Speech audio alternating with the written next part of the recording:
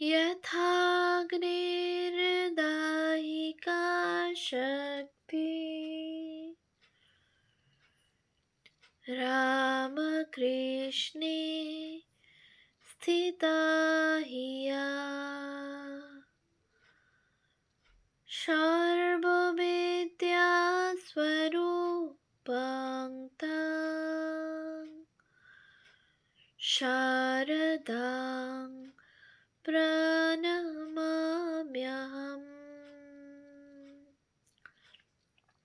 পূজনীয় স্বামী লোকেশ্বরানন্দজি মহারাজের সম্পাদনায় রচিত শতরূপে সারদা গ্রন্থ থেকে পাঠ। পৃষ্ঠা সংখ্যা 477।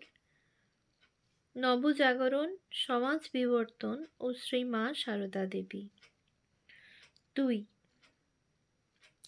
শ্রী রামকৃষ্ণের মতোই শ্রী মা সারদা দেবীর বাল্য ও কৈশোর অতিক্রান্ত হয়েছিল পশ্চিমবঙ্গের এক গ্রাম্য পরিবেশে।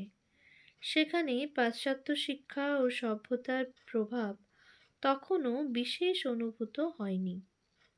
সেকালের আরও 5টি দরিদ্র গ্রাম্য বালিকার মতোই সাংসারিক কাজে পিতামাতাকে সাহায্য করে ও ছোট ভাই বোনদের দেখাশোনা করে তিনি বড় হয়ে ওঠেন।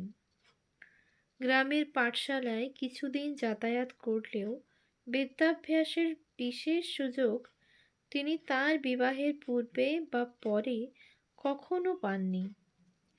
প্রাপ্তবয়সে দক্ষিণেশ্বরে ও শ্যামপুকুরে, উত্তর কলকাতা, বাংলা বই পড়তে ভালো রকম শিখলেও তিনি কখনো নিজ হাতে চিঠিপত্র লিখেছেন বলে জানা যায় না। উৎস: শ্রী শ্রী মায়ের কথা, 2য় ভাগ, উদ্বোধন কার্যালয়, কলিকাতা, 8ম সংস্করণ, 1385, ভূমিকার পৃষ্ঠা 2 এবং পৃষ্ঠা 103-104। অথচ শ্রী রামকৃষ্ণের দেহরক্ষার পর একদিকে স্বামী বিবেকানন্দ যেমন তার আধ্যাত্মিক ভাব সারা বিশ্বে প্রচারের দায়িত্ব নেন, অপরদিকে সারদা দেবী তেমনি এই ভাব প্রচারের কেন্দ্রে অবস্থান করে শ্রী রামকৃষ্ণের অগণিত শিষ্য, ভক্ত ও অনুরাগীদের চিত্তে ওই ভাবের গভীরতা সম্পাদনে আত্মনিয়োগ করেন। এদের উভয়ের কার্যপ্রণালীকে পরস্পরের পরিপূরক বলে গণ্য করা যেতে পারে এবং শ্রী রামকৃষ্ণ সংঘের গঠন ও বিস্তারের পশ্চাতে এদের উভয়ের প্রেরণায় সমান বলবতী ছিল বলা চলে।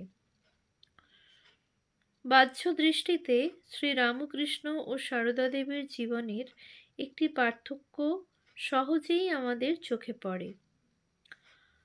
আক্ষরিক অর্থে সন্ন্যাসী না হলেও শ্রী রামকৃষ্ণ কোনোদিনই সাংসারিক দায় দায়িত্ব বিশেষ গ্রহণ করেননি। সংসারকে তিনি যেন বাইরে থেকে স্পর্শ করেছিলেন। সারদা দেবীর জীবন কিন্তু বাহ্য দৃষ্টিতে ঘোর সংসারিক জীবন, যদিও লোককল্যাণে তাঁর তপস্যার কোনো দিনও নিবৃত্তি হয়নি এবং সংসারের মধ্যে বাস করেও তার প্রকৃত স্বরূপ তিনি কখনো বিস্মৃত হননি।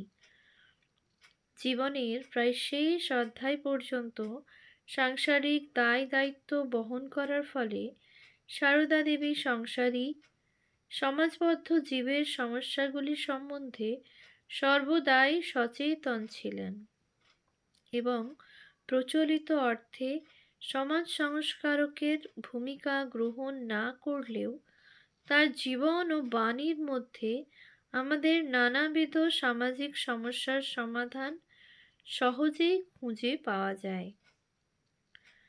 3.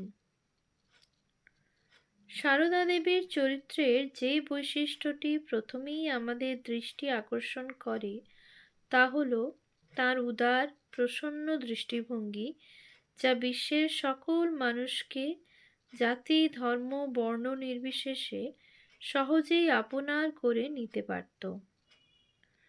তার কাছে বিদেশি স্বদেশি, হিন্দু মুসলমান খ্রিস্টান অথবা ব্রাহ্মণ শূদ্র চণ্ডালের কোনো ভেদ ছিল না।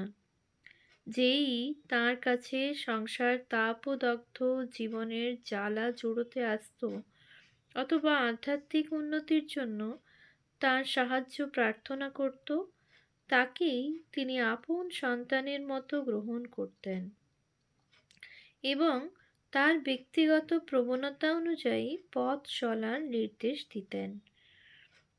এই উদারতার কারণ তার দেশ কাল সমাজের পরিবেশের মধ্যে খুঁজে পাওয়া যাবে না। এটি তার অন্তর্নিহিত মহত্বেরই প্রতিফলন। স্বদেশী আন্দোলনের যুগে যখন ইংরাজ বিদ্বেষ ও বিলাতি দ্রব্য বর্জনের প্রবণতা বিশেষ প্রবল হয়ে উঠেছিল, সেই সময় সারদা দেবী জনৈক ব্রহ্মচারীকে বলেছিলেন যে বিলাতের লোকেরাও তার সন্তান স্থানীয়, অর্থাৎ তাদের তিনি কখনো পরিত্যাগ করতে পারেন না। অথচ ইংরাজ শাসন যে আমাদের দেশের সাধারণ লোকেদের দুর্গতির জন্য বহুলাংশে দায়ী, এ কথা তাঁর অজানা ছিল না। ভক্ত প্রবোধচন্দ্র চট্টোপাধ্যায় একবার তাঁর সম্মুখে ইংরাজ শাসনে ভারতের বৈষয়িক উন্নতির কথা উল্লেখ করলে তিনি সব কথা শুনে মন্তব্য করেন, কিন্তু বাবা, ওই সব সুবিধা হলেও আমাদের দেশের অন্ন বস্ত্রের অভাব বড় বেড়েছে। আগে এত অন্ন কষ্ট ছিল নি। উৎস: মাতৃ সান্নিধ্যে স্বামী ঈশানানন্দ, উদ্বোধন কার্যালয়, কলিকাতা, তৃতীয় সংস্করণ, 1381, পৃষ্ঠা 68।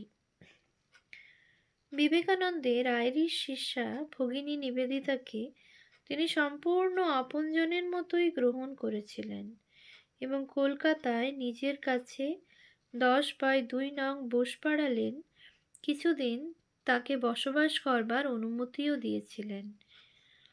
এক ইস্টার দিবসে নিবেদিতার মুখে ইংরেজিতে খ্রিস্টান ধর্মসঙ্গীত শুনে তিনি সুগভীর ভাবাত্মীয়তা প্রকাশ করেন। আবার একদিন তার আগ্রহে নিবেদিতা এবং ক্রিস্টিন তার কাছে ইউরোপীয় বিবাহ পদ্ধতি বর্ণনা করেন। সমস্ত ব্যাপারটি তিনি আগাগোড়া উপভোগ করেছিলেন, কিন্তু তাদের বিবাহ প্রতিজ্ঞাটি শুনে তিনি অভিভূত হয়ে যান। নিবেদিতা লিখেছেন, কিন্তু বিবাহ প্রতিজ্ঞাটি শুনে তার মনে যে ভাব উদয় হলো, তার জন্য আমরা কেউই প্রস্তুত ছিলাম না। সুখে দুঃখে, সম্পদে বিপদে, শক্তিতে অশক্তিতে যাবৎ মৃত্যু আমাদের বিচ্ছিন্ন না করে, কথাগুলি শোনা মাত্র সকলেই আহা করে উঠলেন আনন্দে।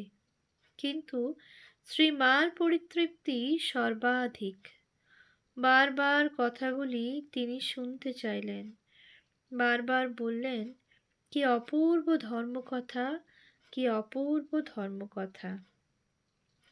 উৎস: the master as I saw him, sister Nivedita, উদ্বোধন office, Calcutta, 12th addition, 1977, pp 124-5।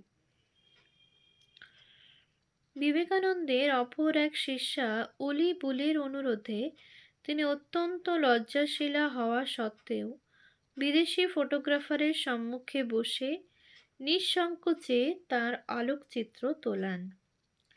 স্বামী বিবেকানন্দের এক পত্রে জানা যায়, মার্চ 1898, যে সারদা দেবী একদিন কলকাতায় স্বামীজির কিছু ইউরোপীয় ও মার্কিন শিষ্যাদের সঙ্গে একত্রে আহারও করেছিলেন।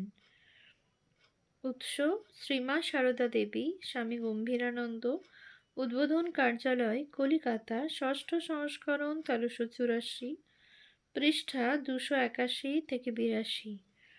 বিদেশিনী সন্তানদের সঙ্গে শ্রী মায়ের নিবিড় সম্পর্কের বিশদ বিবরণের জন্য দ্রষ্টব্য শ্রীমা সারদা দেবী, পৃষ্ঠা 422-25। সেকালের একজন অল্প শিক্ষিতা, গ্রাম্য পরিবেশে লালিতা, ব্রাহ্মণ বিধবার পক্ষে এ ধরনের আচরণ ছিল সম্পূর্ণ অভাবনীয়। বিভিন্ন ধর্মাবলম্বী ব্যক্তি বিভিন্ন প্রয়োজনে শ্রীমার শরণাপন্ন হয়ে তার কৃপা লাভ করেছে, এমন নিদর্শন অজস্র রয়েছে। দরিদ্র মুসলমান শ্রমিক আমজাদকে আপন গৃহমধ্যে খাবার পরিবেশন করে তার উচ্ছিষ্ট স্থান স্বহস্তে পরিষ্কার করতে তার কোনো সংকোচ উপস্থিত হয়নি।